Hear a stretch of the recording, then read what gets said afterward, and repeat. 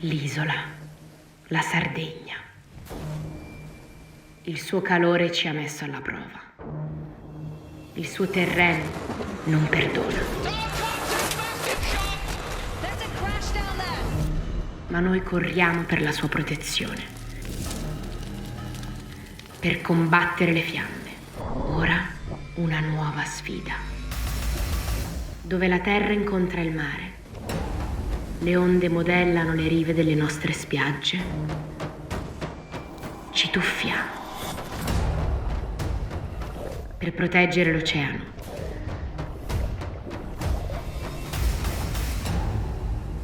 Così che l'oceano protegga noi. Chi affonderà e chi salirà in cima? Sarà l'isola a decidere.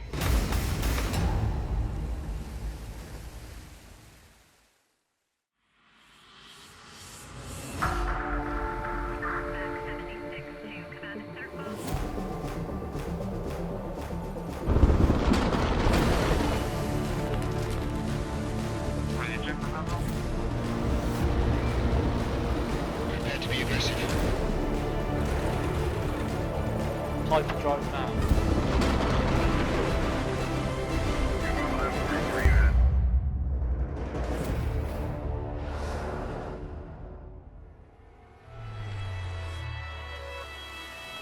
Extreme E is in the stunning island of Sardinia for the third round of the championship, this time highlighting the issues of blue carbon and the loss of seagrass. So we're not able to curb the losses on seagrass. This is going to have multiple and dramatic impacts to us as humans. Of course, seagrass is just one habitat in the ocean, but it is a very important one. The first round of the Island X-Prix was action-packed and with a lot of drama. Contact, massive shot! Massive shot! I think that's Christopherson into sights!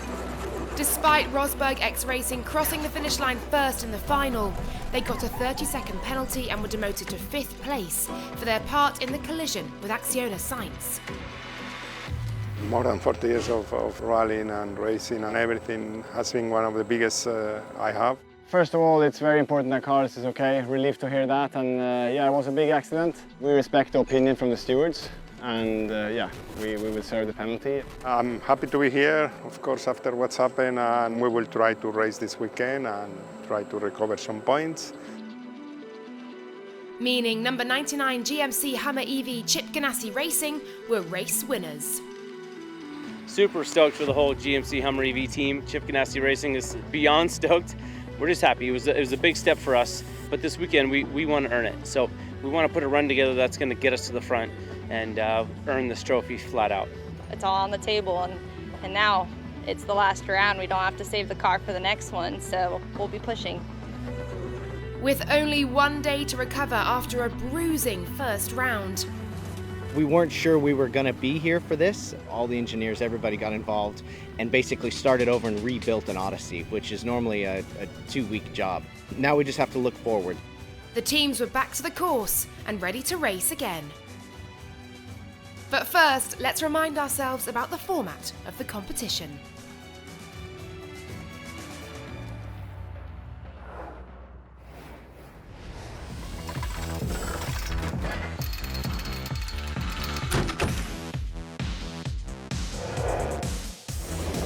Extreme E is a fully electric off-road championship racing on the most challenging terrains across the globe. 10 world-class teams, each fielding one male and one female driver in gender-equal lineups. In each session, both drivers will compete behind the wheel of the Odyssey 21 electric SUV with a driver changeover, the switch, halfway through. Each driver gets an Enoir hyperdrive boost in every session, giving them an increase in power to provide thrilling overtakes. There are also bonus points available for the fastest team through the Continental Traction Challenge section of the course over the weekend. Day 1 is qualifying, with a round of time trials followed by a round of head-to-head races. This decides how teams line up for Day 2's racing. Day 2 sees high-speed knockout racing with the goal of reaching the final. First up is the 2 semi-finals, where the top 2 teams progress from each. Then it's the last chance to progress in the winner-takes-all crazy race.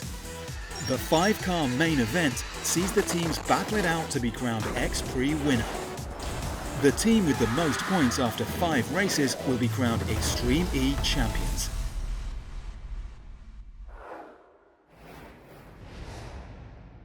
RXR headed out first for qualifying 1 at the second Island X-Prix.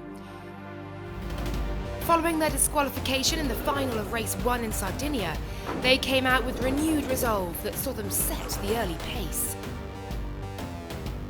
Car was good, team. Good job. One by one, the other teams lined up to challenge them, but none could quite match the championship leader's time. Saturday afternoon brought the start of the head-to-head racing.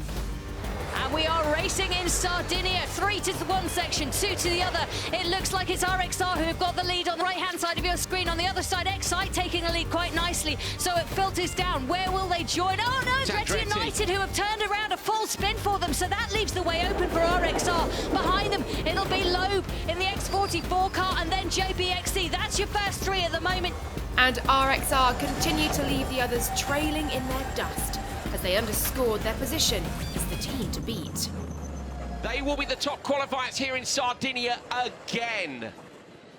On to race 2. Here we go. Leduc looking across at the lights.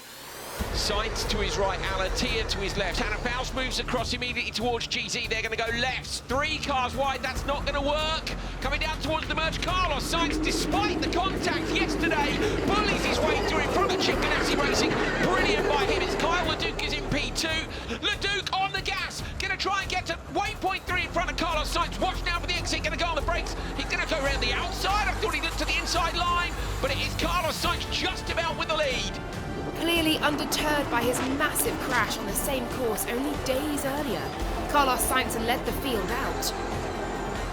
Carlos Sainz, you saw him there looking across into his left mirror, Jenny. He was looking to see where Kyle Leduc is. Sainz's rear view mirrors were full of the number 99 GMC Hammer EV car until Kyle Leduc pushed it beyond the limits just before the switch zone. Great line from Sainz and Leduc. Leduc sideways in that truck, trying so hard to catch up. Oh, Leduc's off! He's off! This left Laia Sainz to bring the car home and take the win in Heat 2 for Acciona Sainz. Brilliant job for Laia out there at the moment. You can just see the car bouncing around in the back. There are bits of bodywork hanging off it still, aren't there? You know, it was an all-nighter from them to get this car repaired, and it looks to me like they're going to be rewarded winning this Heat 2 Q2. It was really good run for us, especially I'm so happy for all the team, all the mechanics. They were working really very, very late, nearly the whole night to repair, to change the cars to the test car. We have some problems this morning because it was all new, and luckily in this heat we managed to win. Hopefully we can have also a clean run tomorrow in the semi-final. Overall though, Saturday belonged to RXR, who took maximum points from qualifying for the second time in Sardinia. So far we can be pleased. The team is really working so well together. So we've made good progress on setup, but nevertheless it still remains a huge challenge. I mean, those 3 or 4 car starts into these tiny paths and all the things that can happen. You know, Extreme E is a huge challenge. So it's a long way to go, but yes, we've got off to a good start. Each Extreme E location is selected to increase awareness of a particular environmental issue. The Island X-Prix is taking place on the rugged terrain of the Mediterranean's second biggest island, Sardinia. Oceans are the world's largest store of carbon. Approximately 83% of the global carbon cycle is circulated through marine waters. The championship has selected this location because the Sardinian coast has threatened seagrass beds, which play a major role in capturing carbon. This round, we are racing for seagrass conservation. Blue carbon is the concept of when we have carbon that is stored within a marine environment. So this could be sources from land, so tree leaves coming down into the ocean being stored in sediment, or it could be, for example, in mangroves or seagrass, like we see around us today. Blue carbon, but specifically seagrass, is about 15 times more effective at storing carbon than some of our rainforests. And this is because when the seagrass blades come off of the plants. When they die, they go into the sediment. That sediment could store that carbon for generations and millennia. The deeper carbon is stored into the ocean, the less chance there will be of disturbance. Seagrass in Sardinia is one of the most important habitats, and Sardinia, at the center of the Mediterranean, is also experiencing a dramatic decrease of extent of Posidonia seagrass. In the last 50 years, almost 50% of the meadows has been suffering of retreat. Unfortunately, our human-induced impacts, we are experiencing a dramatic increase of sea surface temperature. The biggest thing are things like trawling the seabed, because this disturbs the surface of the sediment, and this re-releases the carbon back into the water column and then eventually into the atmosphere. So globally, seagrass beds are disappearing really rapidly, and this has been estimated to be something like a football pitch size worth of seagrass beds are disappearing every 30 minutes. As part of their legacy project in Sardinia, X-Treme are working with the Med-Sea Foundation to analyse and replant seagrass along the degraded Sardinian coastline. We started this project with X-Treme, a forest to save the sea, last year. As Med-Sea, we have already planted more than 20,000 plants of Posidonia. Our target is 1 million plants by 2030. We don't have time. We need to accelerate our capacity to act. Some of the drivers use their day off from racing to visit the planting site.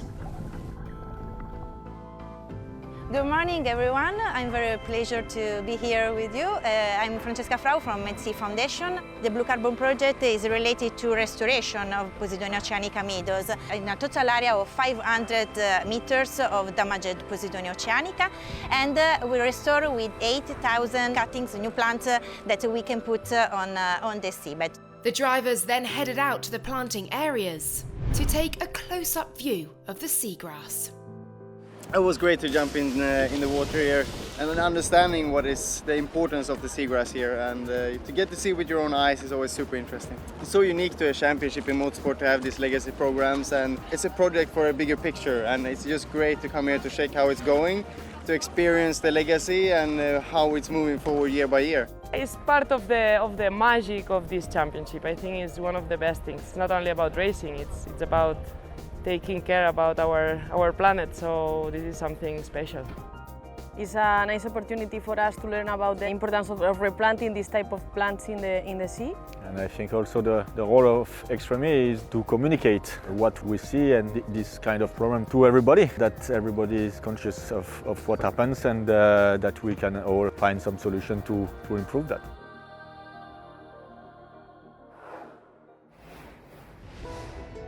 Whilst racing in Sardinia, X-Treme took the opportunity to support a project with local culture and sustainability at its heart.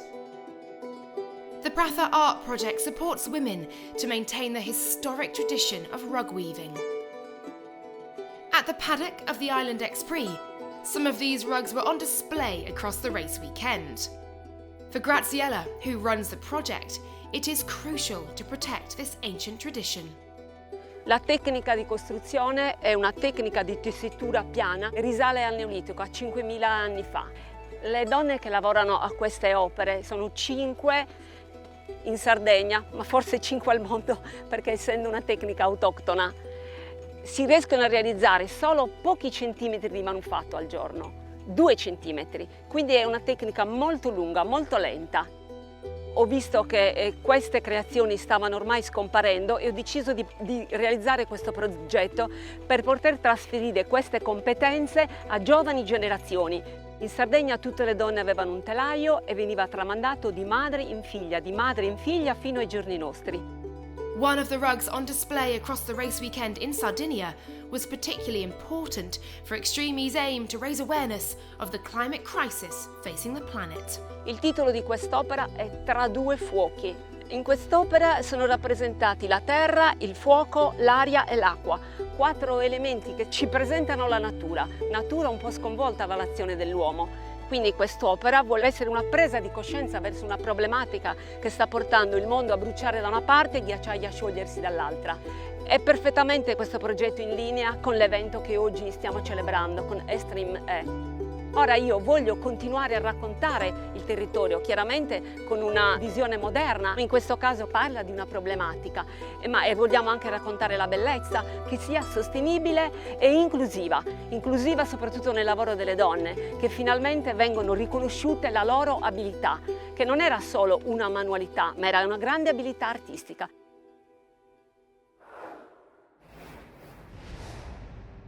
Another iconic feature of Sardinia is its marine life. However, the island's sea creatures are in serious danger from overfishing, plastic pollution, and other sea traffic. One organisation which is trying to protect aquatic species is CRAMA.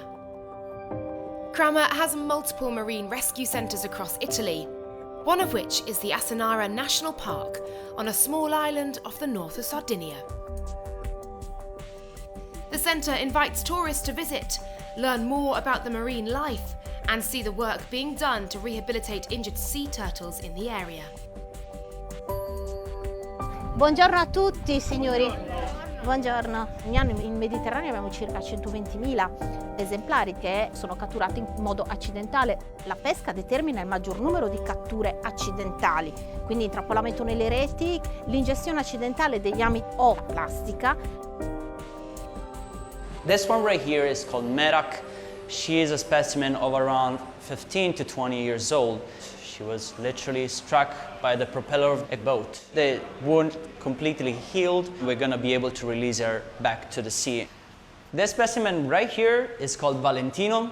He was found entangled in a plastic bag. Right here we have Nikita, and she's only around 2 years old. You see her very, very weak. She doesn't move around a lot. And for this reason, we suspect that she might have a neurological problem that might have been caused by an entrapment in a net. So, as you can see, they're all being victim of human activity. Humans create many, many threats for animal life and the ecosystem itself, especially fishing, intensive fishing that with very big and invasive equipment, plastic pollution and sea traffic, creating the danger of accidents and menomation for sea turtles. L'obiettivo più importante è ridurre il numero di catture accidentali, sperimentando insieme ai pescherecci nuovi sistemi di cattura. Across all its locations, CRAMA have encouraged over 1,300 fishermen to use circular hooks rather than traditional sharper ones, as well as to use collapsible fish pots to replace nets in order to help protect sea turtles from incidental catching. Many other aquatic species face the threat of being wiped out from the area, one of which is red lobsters. CRAMA have started a separate project to help regenerate their populations around Asinara. The old mentality of fishermen was, of course, to fish as much as possible, which has driven the species basically to extinction in many areas around the island. To counter this problem, the park pays some fishermen to participate. They give us back the red lobsters that are fished that are too small. Com'è andata oggi? Insomma, 20. 20? Va bene. Specimens that are under a certain length and weight, they are too small and too young to reproduce, and we bring them here to our center.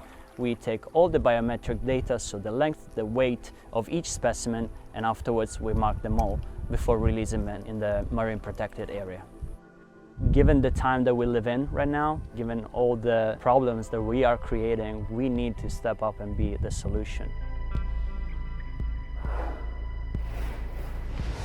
Extreme E races across sand, gravel, dirt, rocks and rivers in some of the most remote locations on Earth. With so many different terrains to combat in the race calendar, the setup of the tyres is crucial, and one of the principal considerations is tyre pressure. So as a single make championship, everyone has exactly the same parameters to work within. So actually the tyre pressure becomes one of the biggest factors how you can change the attitude of a car. The task of the tyre is to provide traction, so to transfer the power of the engine to the ground. By varying the tire pressure, you can influence the size of the footprint of the tire, so the part where the tire is in contact with the surface.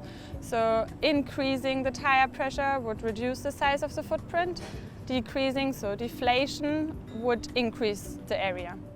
The way we regulate tyre pressures at a race is we have a course test a week before the teams arrive, and from that we determine the parameters of the tyre pressures that we're going to use for the race, and we will give them a window of a lower bar to a maximum pressure, and they must operate within that window. Championship leaders RXR are well aware of the importance of setting tyre pressures to maximise their chances out on course.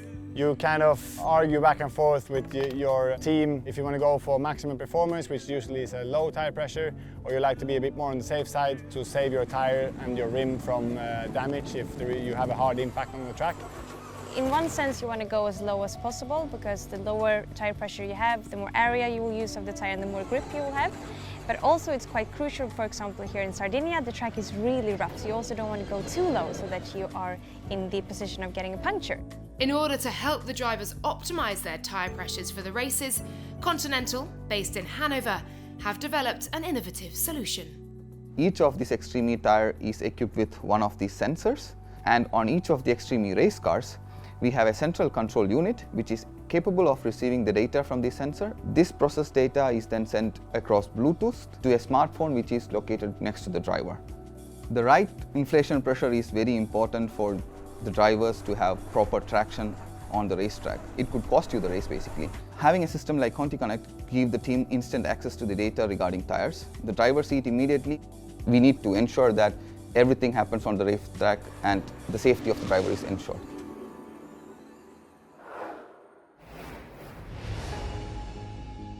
Following controversy in the final of the first instalment of the Island X-Prix doubleheader, the three main protagonists lined up together once again for semi-final 1. Race 1 winners number 99 GMC Hummer EV Chip Ganassi Racing lined up alongside Acciona Sainz and Rosberg X Racing for semi-final 1. Green light, and we are racing in Sardinia. You can see the two cars, and Rosberg X Racing have got a great start. Sainz just clips in behind that car to the right. The Chip Ganassi Racing is also going on. What line are they going to take, and where is the rejoin going to happen? But you can just see Arlen Kotelinski really aggressive off the start. Laia Sanz tucking in behind just to try and get on top of them. This is the rejoin section, can be so perilous, but look at that, just tucks in third spot. So you're 1, 2, 3, RXR, followed by Acciona Sainz, followed by the Chip Ganassi Hummer Racing team. And they have gone for different lines here. What's going to happen? Can Laia Sanz keep up this pace, or is Price going to overtake her? Sanz goes a little wide and gives the opportunity. Oh, there's contact between the two of them. Can Price get through? It's aggressive on her. She goes out wide, but she's done it. Yeah, Price up a place there, tidily done. That outside line on the run down to waypoint 3 is really bumpy now, and although it gives you a better entry, off goes Sarah Price on the left. I reckon that's damage on the car from that contact. Might be wrong, but she went flying off to the left-hand side of the track when she jumped on the brakes. There is Sarah Price in the undergrowth. Deep breath for her, disappointment for Kyle Leduc. Terminal damage on the number 99 GMC Hummer EV meant that RXR and Acciona Sainz both progressed to the final.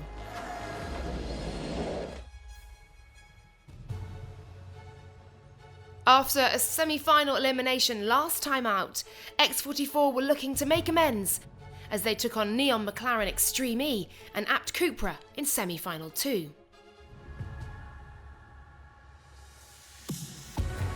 Wheel spin for Gutierrez, and the X44 moves across on the McLaren. They don't want contact if they can avoid it. Emma Gilmore just in front there, side by side coming down to the narrow, but Gilmore backs out. Right thing to do, you don't want contact. This is a long race. Look on the left-hand side of your screen now. Can the Apt Cupra machine of Jutta Kleinsmith get to the merge before the McLaren, or even before the X44? Going to be close. She might slot in between. Oh, she just does. She just gets in front of Emma Gilmore. I think Gilmore maybe backed off to avoid it. Sideways there for the Apt Cupra. Gilmore, I thought she was going to take the right-hand line. Nowhere to go there, just a little bit too narrow. With Christina Gutierrez out in the lead, Emma Gilmore was all over the back of Jutta Kleinschmidt, but couldn't find a way past the Apt Cupra car before the switch. Gilmore closing now on the Apt Cupra car. Can she find a way through here? She wants to, doesn't she? The three drivers that are coming up next are so equally matched on pace. Tanner Faust, Nasser Al-Attiyah and Sebastian Loeb. Gutierrez at the minute looks to be giving Loeb an advantage on that second lap.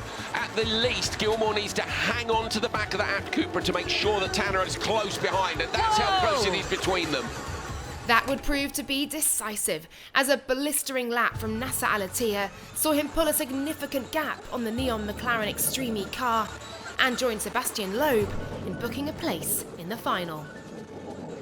So Sebastian Loeb comes down to take the finish, being chased down by the Abt Cupra car of Al-Attiyah, but it is Loeb and Gutierrez X44 who go fastest, and they win semi-final 2. Abt Cupra coming in 4 seconds behind, closing down the gap absolutely brilliantly. That was some drive from Al-Attiyah. Sets up a beautiful final, doesn't it? And still one place to come through for the crazy race. Oof, breathless racing today.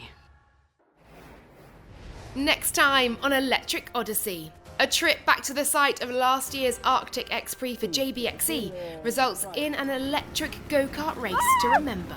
And back in Sardinia, the crazy race goes down to the wire between the Hansen brothers, and the Island X-Prix round race winner takes top step.